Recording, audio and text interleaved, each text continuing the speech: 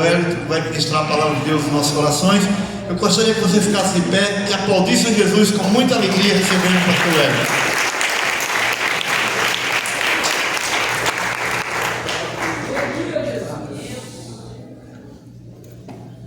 Glória a Deus. Saúde a cada um e a todos com a paz do Senhor Jesus. Amém. Vamos abrir as nossas Bíblias. O livro do profeta Isaías, capítulo 45.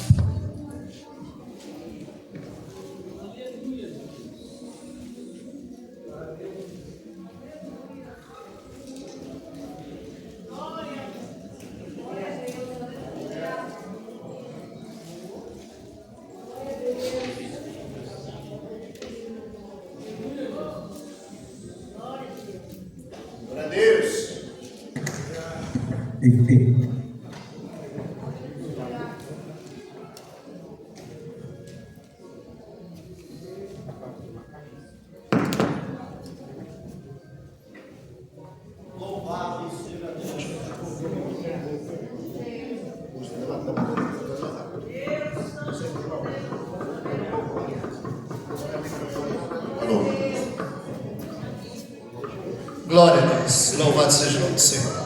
Isaías capítulo 45. É bom que deu tempo de todos acharem.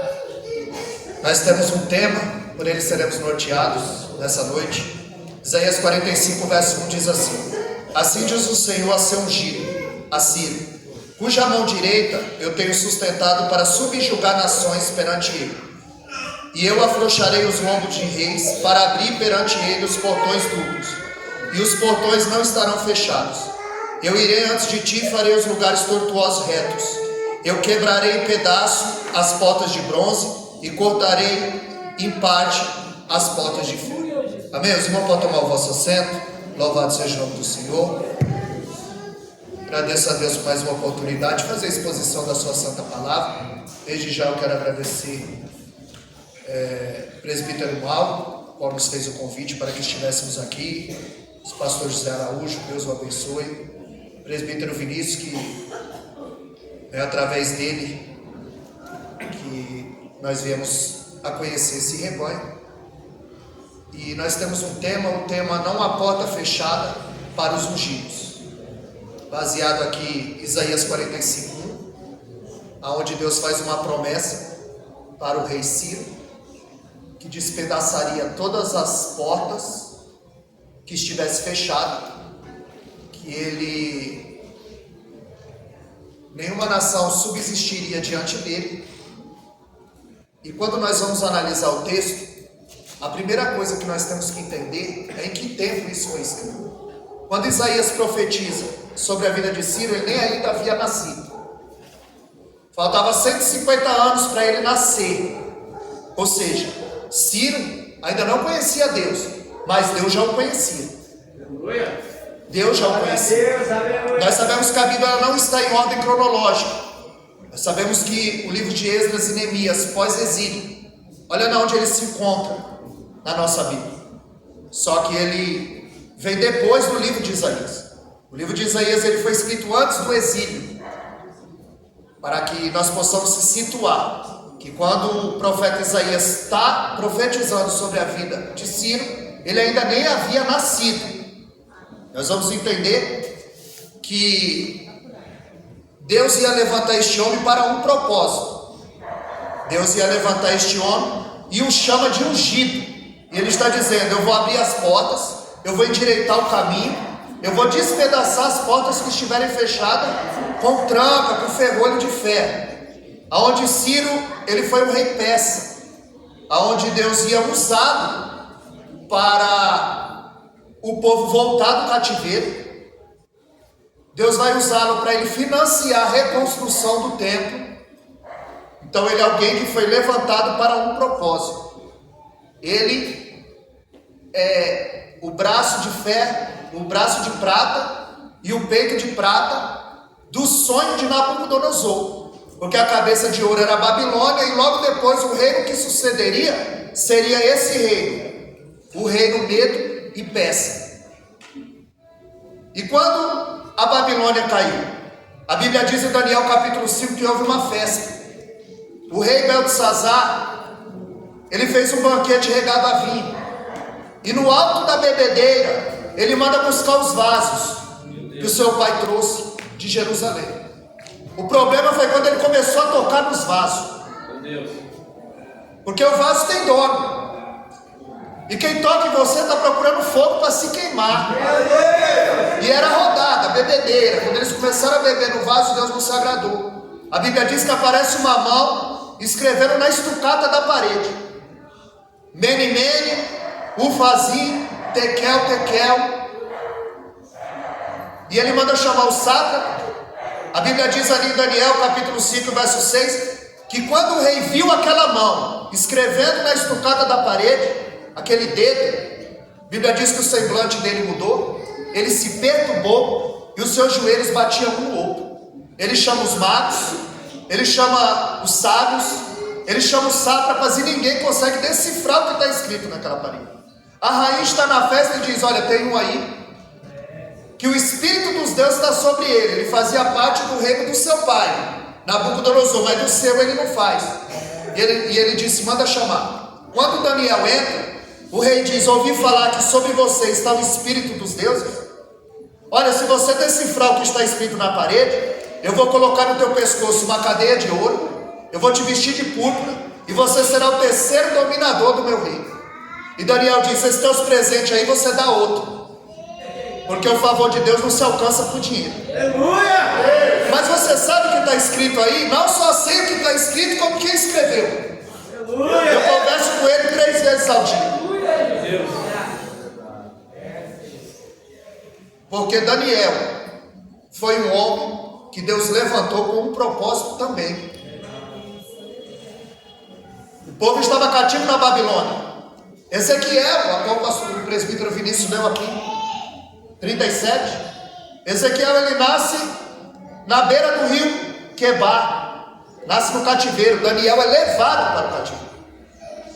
Deus vai usar Daniel dentro do palácio e Ezequiel fora do palácio, porque Deus usa quem quer, a hora que quer, do jeito que quer, da maneira que quer.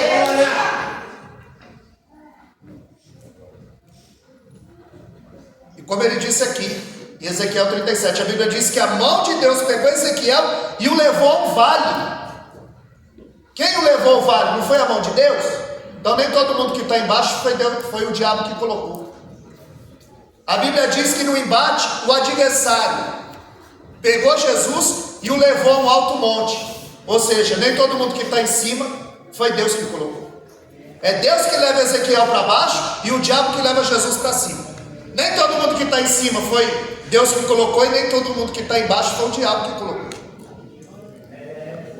Daniel, ele foi levantado com um propósito, mas ele permaneceu firme. E Deus o honrou. Deu para ele dupla honra. Porque no capítulo 1 ele chega entre os cativos. No capítulo 2 ele está entre os sábios. No capítulo 3 ele está entre os conselheiros. No capítulo 4 ele está entre os 120. No capítulo 5 ele está entre os 3 que mandam nos 120. E no capítulo 6 ele é o presidente que manda nos 2 que manda nos 120. Porque quando você honra a Deus, Deus não deve nada para ninguém. A Bíblia diz que na mesma noite o rei Dário entra pelo arqueduto e mata o rei Beltesazar e cai a Babilônia. E é estipulado, instituído, estabelecido o reino Medo e Persa. E Ciro é esse rei a qual Deus aqui o chama de ungido. E ele autoriza o povo a voltar em 3 levas. Primeiro com Zorobabel para reconstruir o templo. Segunda leva com Neemias para reconstruir o templo. E a terceira leva com Esdras para reconstruir o povo. Aleluia. Porque Neemias 13:24 eles tinham perdido a língua pátria.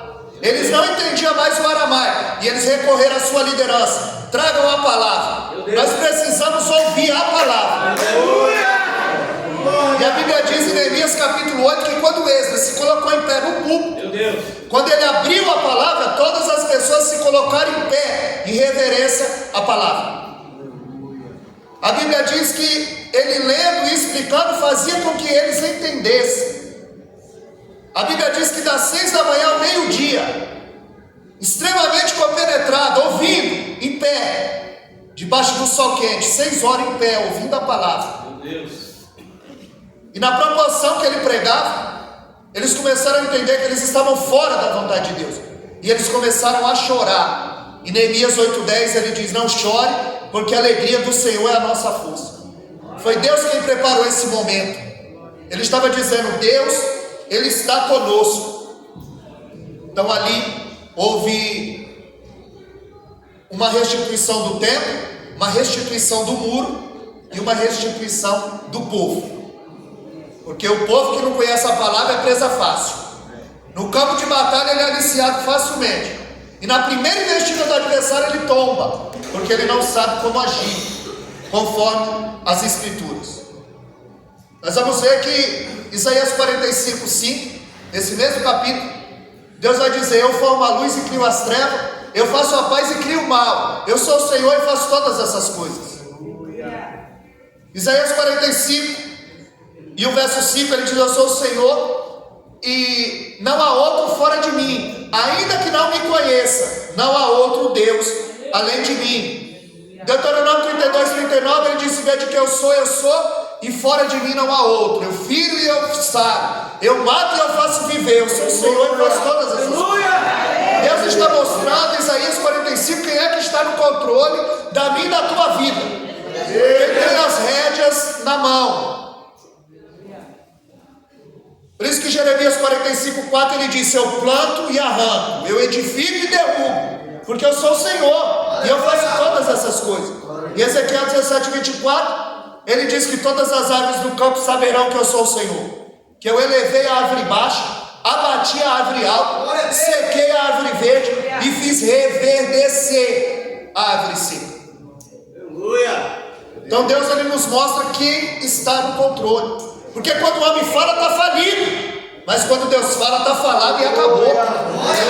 E eu vou ficar com a palavra dele.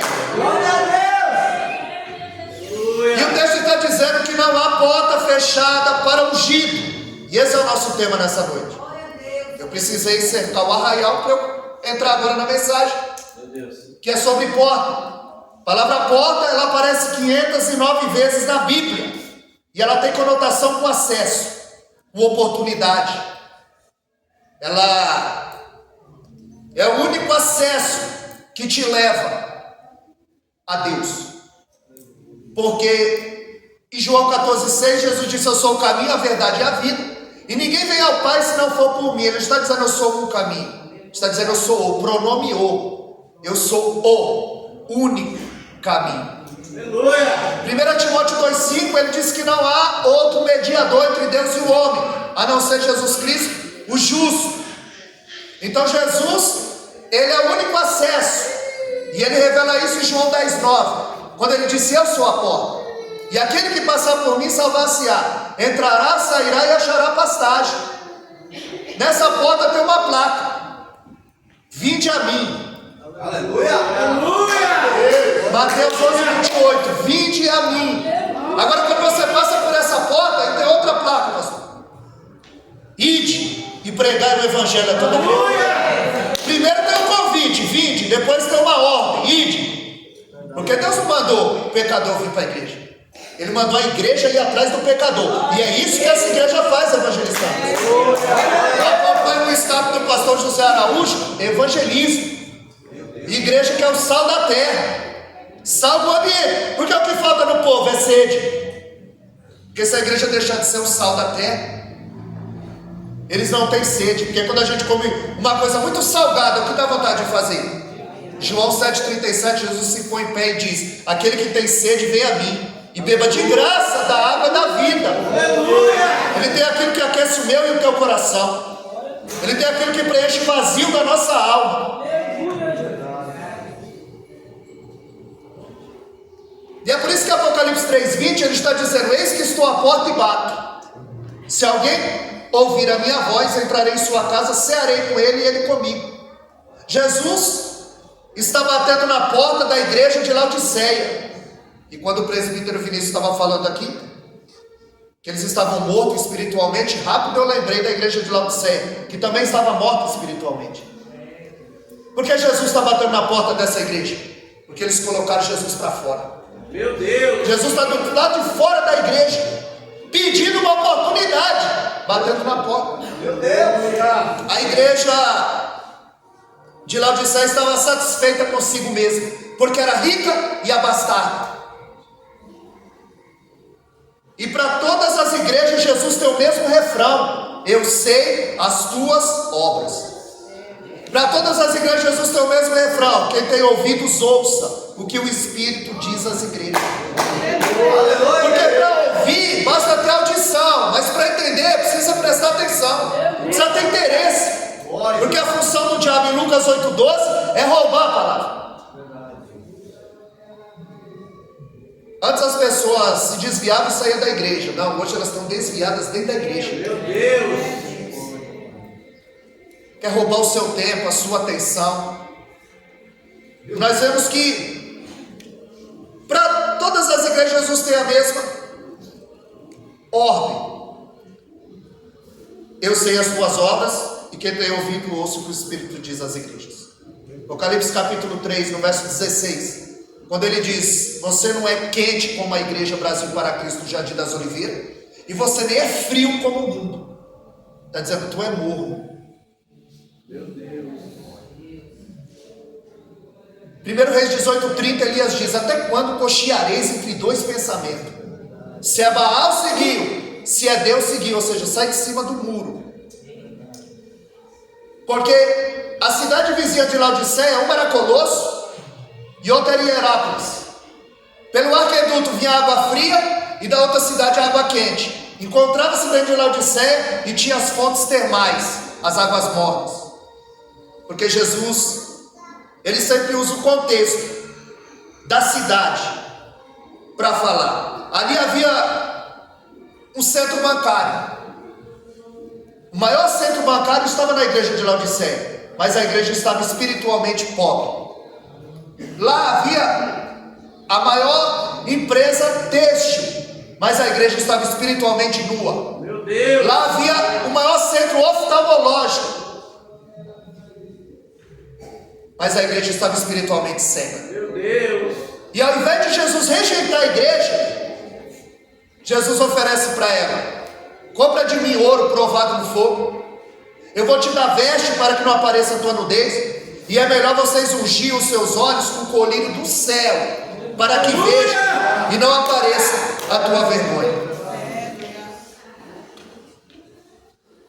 Então, Jesus está batendo naquela porta da igreja, e ele está pedindo uma oportunidade. Ele está dizendo: se você abrir, eu entro e mudo a história. Ele está dizendo: eu mudo o cativeiro. Se você abrir essa porta, eu fecho a outra. Qual outra? Mateus 16:18. As portas do inferno não prevalecerão contra a minha igreja. Ele está dizendo que se o ungido abre a porta para ele, ele fecha a porta do inferno. A única porta fechada para o ungido é a porta do inferno. Meu Deus!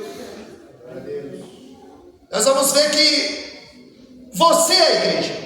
1 Coríntios 3,16, Paulo diz que você é templo e morada do Espírito Santo. Em 1 Pedro 4,17 ele diz que o julgamento vai começar pela casa de Deus.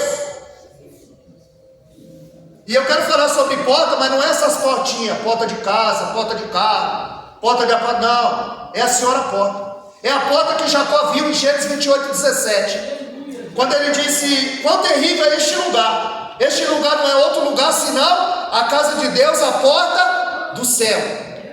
Foi a porta do céu que Jacó viu. Porque quando o anjo encontra, o anjo vai perguntar para ele: qual é o teu nome? Ele é Deus, ele sabe. Porque há 20 anos atrás ele havia enganado o pai. O pai perguntou: quem é? Ele disse: sou eu, pai, Isaú. Agora o anjo está perguntando: como é teu nome? Você vai mentir de novo? Precisa haver uma mudança de caráter. Porque só quem troca de pele é cobra. Tem que mudar de dentro para fora. Em Atos 11:26, pela primeira vez eles foram chamados de cristãos. A palavra cristão significa pequeno Cristo, parecido com Cristo. Alguém tem que ver você e lembrar de Cristo. Meu Deus! Deixar você parecido com Cristo.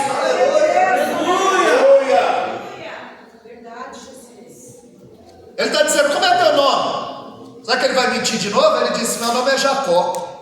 É o anjo dizendo, pois é, você só vai ser Israel quando você deixar de ser Jacó. Você só vai ser homem de Deus quando você deixar de ser mentiroso. Em Apocalipse 4:1, a Bíblia diz que João olhou e viu uma porta aberta no céu. Salmo 84:10, Davi diz que vale mais um dia na casa do Senhor do que 1000 em qualquer outra parte. Eu preferi estar às portas da casa do meu Deus. Aleluia. Em Colossenses 4:3, Paulo disse, oramos para que seja aberta a porta da palavra. A porta é acesso, é oportunidade. Paulo está dizendo, orem por mim para que eu tenha acesso à sabedoria da palavra. Em Atos 14:27, Paulo relata como foi aberta a porta aos gentios. Ou seja, como eles tiveram acesso à palavra. 1 Coríntios 16:9, Paulo diz que uma porta grande e eficaz se abriu. E há muitos adversários. Ou seja, eles queriam tirar Paulo da porta. Quando você se põe na brecha, na posição, na porta, na oportunidade, se levanta muitos adversários para te tirar da posição. Mas Jó 31:34, já diz, trema eu perante uma grande multidão. O desprezo da minha família me apavora. Eu me calei e não saí da porta. Glória a Deus. Tudo que Jó passou, ele não saiu da porta, da posição, da brecha, todas as intempéries que veio sobre a vida dele. E por qualquer coisa a gente quer sair da porta. Por qualquer coisa a gente abandona a porta. E ele disse, trema eu perante uma grande multidão, ao desprezo da minha família me apavora. Eu me calei e não saí da porta. E olha o que Jó passou, doente, falido, abandonado, mas na porta. A ponto de o seu livro descrever, em Jó 2:7, que Satanás o feriu da planta dos pés ao alto da cabeça. Em Jó 2:12 ele estava irreconhecível. Flávio José disse que o rosto dele era como o rosto de um animal. Os seus amigos não o reconheciam. Em Jó 2:8 ele se coçava com caco de telha. Ele sofria de sarna e um tipo de lepra, que era uma doença degenerativa. E por que ele se coçava com caco de telha? Porque as suas unhas haviam caído. É por isso que ele se coçava com caco de telha. Em Jó 3:24 ele perdia apetite, estava raquítico. Em Jó 7:13 ele tinha pesadelos, insônia. Em Jó 7:3 ele disse, vermes saltam do meu corpo. Estava exalando pus e sangue. Em Jó 9:18 ele tinha dificuldade para respirar, estava com asma. Em Jó 16:16 ele diz, as minhas pálpebras se escurecem, estava ficando cego. E você achou que era uma doencinha que Jó tinha? Mas aonde ele estava? Na porta. Meu Deus. Aleluia. Em Jó 19:14 ele sofria com o abandono da família e dos amigos. Em Jó 19:17 ele sofria com mau hálito. Ele disse, o meu bafo se faz estranho à minha esposa, se sentia a distância, o bafo de Jó. Em Jó 19:20 ele disse, escapei só com a pele dos meus dentes. Jó estava banquelo. Jó 30:27 ele disse, as minhas entranhas fervem, diarreia. Jó 30:30 sofria com febre alta, convulsionava. Meu Deus. E Jó 30:31 ele estava com a pele enegrecida, em estado de putrefação. Mas aonde ele estava? Na porta. Deus te chamou aqui para você se colocar na porta. Deus está me chamando para a gente continuar na posição, ainda que está dando tudo errado. Meu Deus. Porque o desafio da fé é esse: é crer sem ver, sem ouvir e dando tudo errado. Meu Deus. Ele está doente na porta. Ele está falido, mas ele está na porta. Nós vemos em Lucas 16:20 que havia um mendigo que jazia à porta do rico. A Bíblia diz que os cães lambiam a sua chaga. Mendigo, doente, mas na porta, na brecha, na posição. Ele estava passando fome, mas na porta. Deus está nos chamando para a gente ficar na porta. Aleluia. Porque Hebreus capítulo 13, verso 12, A Bíblia diz que Jesus, para santificar o povo, ele sofreu fora da porta. Ou seja, fora da porta você vai sofrer. E quem é a porta? João 10:9. Jesus é a porta. A porta não fica fechada para ungido, mas ele precisa estar perto da porta. Ele precisa ter acesso à porta. Estamos falando de porta, não de janela. Porque janela é lugar de murmuração e morte. Meu Deus. O crente tem que estar na porta, não é na janela. Janela é lugar de morte e murmuração. Crente não fica na janela, lugar de fofoca, murmuração, morte. Vou te dar o dado na Bíblia. Janela, Jeremias 9:21. Ele disse a morte subiu pelas nossas janelas. A Bíblia diz, em 2 Reis 9:30, que Jezabel estava na janela. Ela se disfarçou. E o rei Jeú disse: joga aquela rainha. Ela era rainha. Joga aquela rainha lá de cima. É na janela que ela foi morta. Segundo Samuel 6,16, a Bíblia diz que Mical estava onde? Na janela.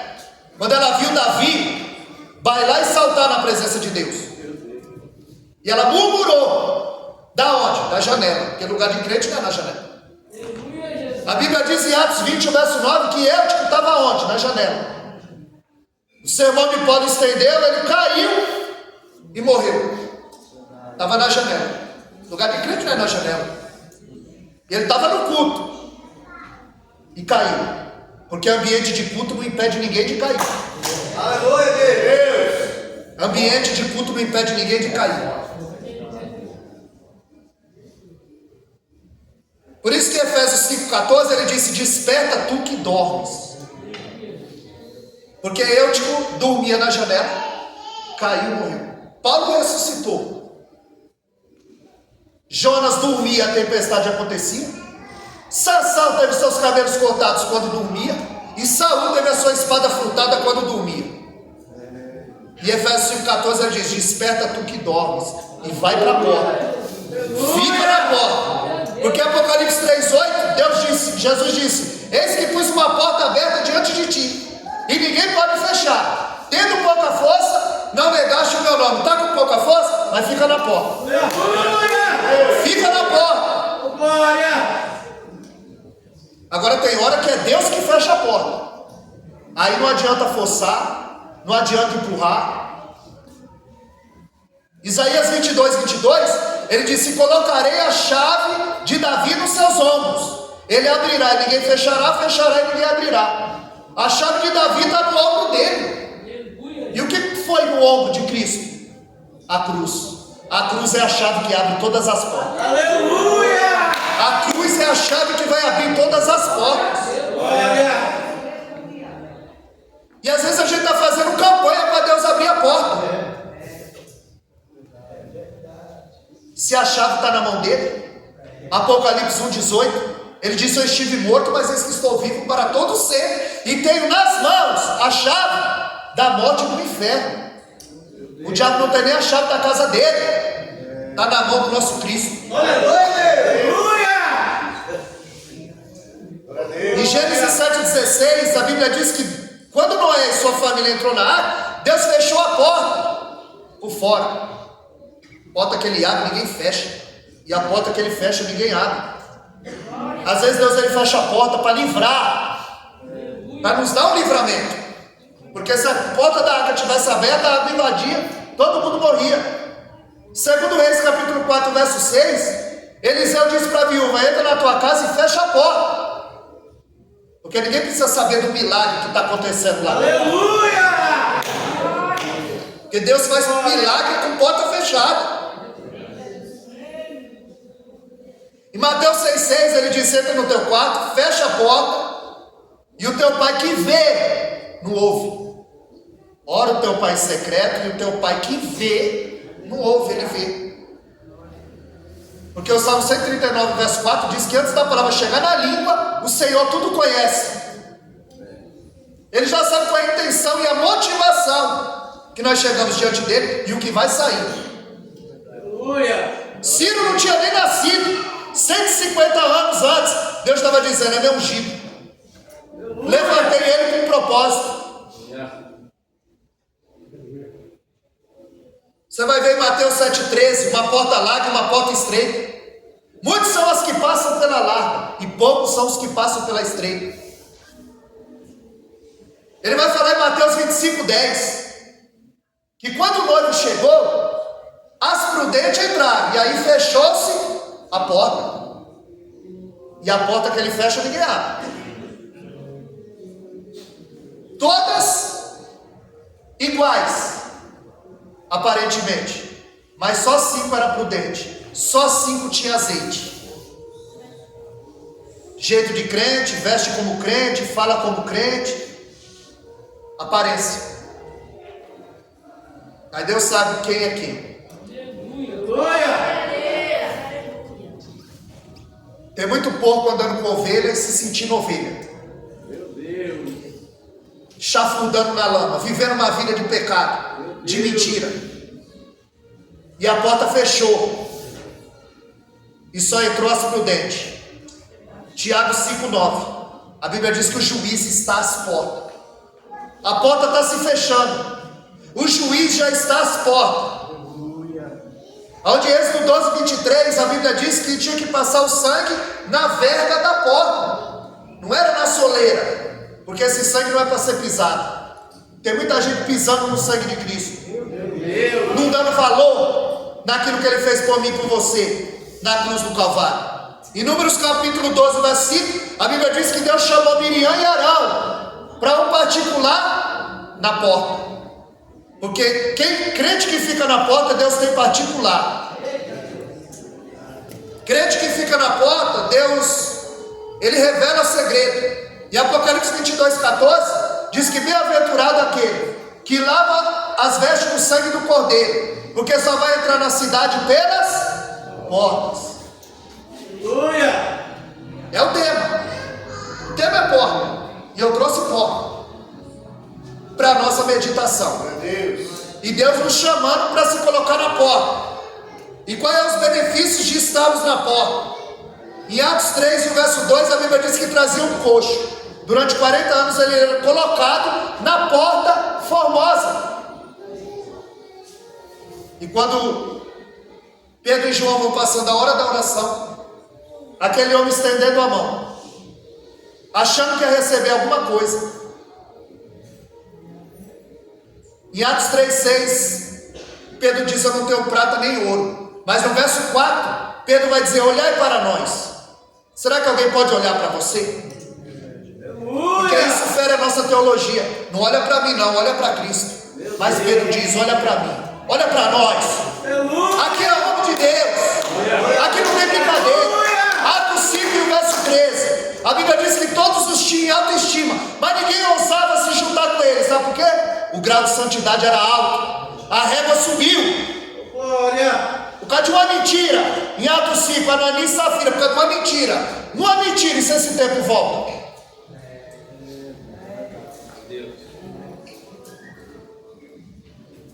Em Atos 12:10, a Bíblia diz que Deus abriu a porta de ferro, como prometido em Isaías 45:2. Eu quebro os ferrolhos de ferro. Pedro está preso. Atos 12:10. Atos 12:5, a Bíblia diz que Pedro está preso e a igreja fazia contínua oração por ele. A Bíblia diz que Deus envia um anjo para soltar Pedro, para abrir a porta para Pedro. O anjo vai buscar Pedro, mas a oração da igreja foi buscar o anjo. A tua oração vai buscar a tua resposta. A igreja está reunida. Pedro está dormindo. A Bíblia diz que o anjo teve que acordar, pastor José. O anjo teve que acordar. Por que Pedro estava dormindo? Porque Pedro viu Jesus dormir no barco. Na primeira tempestade, Jesus estava orando. Na segunda tempestade, ele estava dormindo.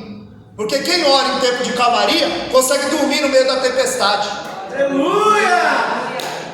Quem ora não se perturba, dorme sossegado. Aleluia! Porque confia no Deus eterno. E quando Pedro sai, ele vai até a casa da irmã Maria, onde eles estão reunidos orando. E ele começa a bater na porta. uma menina chamada Rode. Ela vai, fala, olha, volta onde que a igreja está reunida, orando, e diz, olha, é Pedro. E a igreja está orando para Pedro ser solto. E ela diz, olha Pedro batendo na porta. E eles disseram, você está fora de si. Nós estamos aqui orando para Deus libertar Pedro, e tu diz que Pedro está na porta? Está orando, mas está acreditando? Está orando, mas está crendo? Em Atos 16, 26, a Bíblia diz que Paulo e Silas oravam e cantavam na cadeia. E Deus mandou um tão grande terremoto que todas as portas da cadeia foram abertas. Geralmente o epicentro é o lugar mais forte do terremoto. Geralmente tem morte. Nesse terremoto teve vida.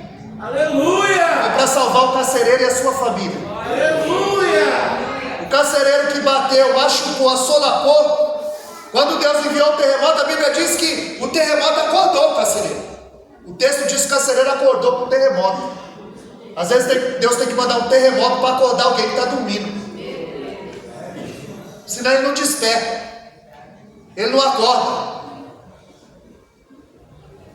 E o carcereiro leva Paulo para casa, lava os vergões, ele que machucou, prendeu os pés dele no tronco, levou para casa, pôs a mesa, deu comida. Paulo pregou o evangelho e ele aceitou Jesus, foi batizado junto com a família. Sabe o que eu aprendo aqui? O diabo não tem medo de gravata, de microfone, de terno, de cabelão, de saia. Ele tem medo de um homem e de uma mulher carregada na oração, carregada no jejum, carregada no compromisso. Ele tem medo de crente que fica na porta. Ele tem medo de crente que fica na porta. Esté 2:22, para encerrar, deu 2 minutos. Esté 2:22. A Bíblia diz que Mardoqueu se assentava à porta do rei. E ele ouviu quando Bigtã e Teres tramou para matar o rei. E ele os denunciou. Aonde ele estava? Na porta. Quem fica na porta descobre segredo. Quem fica na porta descobre segredo. Aonde, segundo Reis 4:15, a Bíblia diz que a sunamita estava em pé na porta. Segundo Samuel 11:9, Urias estava deitado na porta. E Ruth, capítulo 4, verso 1, Boaz estava sentado na porta. Eu vejo gente em pé, deitada e sentada, mas na porta. Fica na porta, crente. Deus, Ele nos chamou, aleluia, para nós ficarmos na porta. Aonde Rebeca está na porta da tenda, e aqui eu termino. Rebeca está na porta da tenda, e ela ouve falar que Isaac quer abençoar Esaú. Aonde ela estava? Na porta da tenda. Quem fica na porta descobre o segredo. Ela ouviu que Isaac queria abençoar Esaú. Ela falou, Jacó, vem aqui. Entra lá e recebe a bênção. Porque quando os meninos brigavam no ventre, ela disse, ela perguntou, Deus, por que eu sou assim? Ela disse, o maior servirá o menor. E aí ela quer dar uma ajudinha para Deus. Ela quer dar uma ajudinha para Deus. Ela disse, Jacó, entra e recebe a bênção. Não, mas o meu irmão é peludo. Ela deixa comigo. Tirou as peles de cabrito, colocou nele. Ele entrou, o pai dele já estava cego, avançada idade.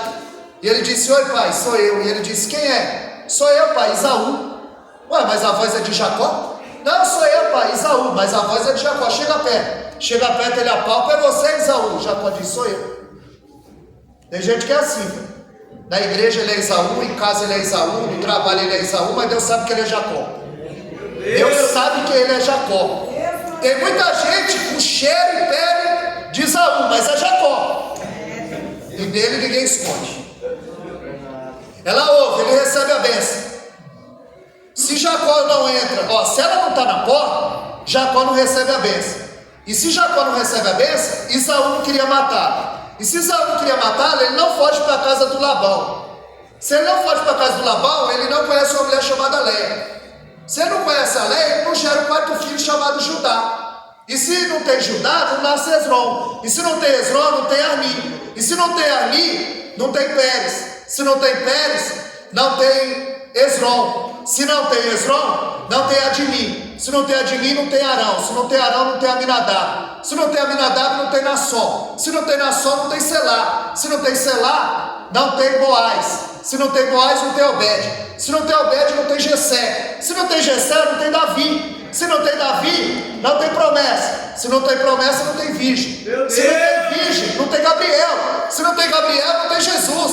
Se não tem Jesus, não tem cruz. Se não tem cruz, não tem ascensão. Porque ele diz, se eu for, e se eu não for, o Consolador não vem. E nós estaríamos fadados ao inferno. Mas graças a Deus tinha alguém na porta. Graças a Deus tinha alguém na porta. Fica na porta, Deus.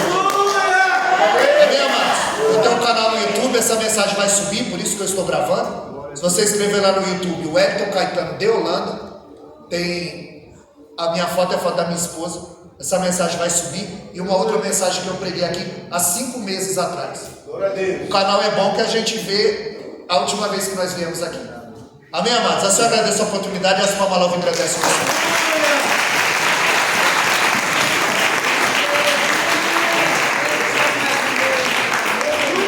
Glória a Deus. Está abençoado, amém, irmãos? Palavra abençoadora, né? Eu quero finalizar aqui orando. Tem 2 pedidos de oração pelo pelo pai da Fernanda, Diácono Marcos Antônio, que está internado, né, filho? E pela irmã Ieda também, irmãos. A irmã Ieda novamente voltou, está internada, ainda com aquele mesmo problema que ela teve da outra vez. Mas o mesmo Deus que agiu da outra vez é o mesmo Deus que vai agir agora, amém? Os irmãos querem assim, amém? Amanhã, pela manhã, 9 horas da manhã estaremos aqui, irmãos. Irmão, eu peço uma coisa para os irmãos. Eu sei que está frio, mas é a nossa Santa Ceia. Não chega aqui 10 horas, porque senão fica chato, né? Você chega, aí começa o culto aqui com a metade da igreja, aí quando chega na hora de servir a ceia, está a igreja inteira. Então, mesmo com frio, levante cedo.